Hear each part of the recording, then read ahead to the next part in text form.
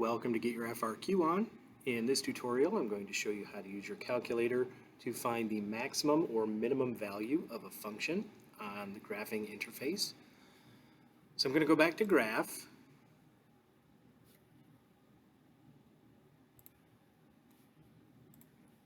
And here we have the graphs of two different quadratic functions. To find either the maximum or minimum value of a function on an interval, you can find that by going to second and then the trace key. And since we've hit second, we're going to get to calc. And when we do that, options 3 and 4 are minimum and maximum respectively. We'll do minimum first, so I'm going to click 3, and notice only one of these parabolas actually has a minimum. So we're going to find the minimum on the blue parabola. And at the bottom of our graphing screen, it's asking us for a left bound. We can scroll to a left bound, or we can just type one in. I'm just going to scroll. When I'm ready, I hit enter, and then it's going to switch to right bound. And I can use my arrows to just move over here.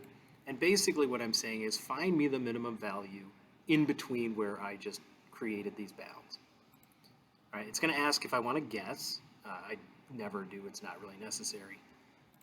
Then I click enter and it will find me a minimum value. Now, one of the things you got to watch out for here is notice both of the coordinates it's giving me for my minimum value here are in scientific notation, but e to the minus 6 or 10 to the minus 6 and 10 to the minus 12 are very small numbers.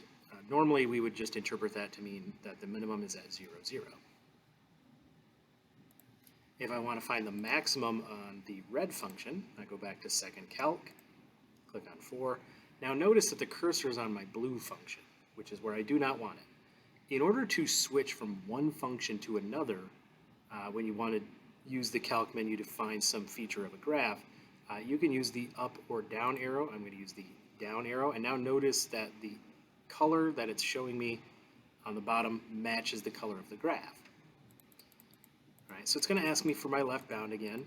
So now that I'm in range here and I can see it, I'll add a left bound.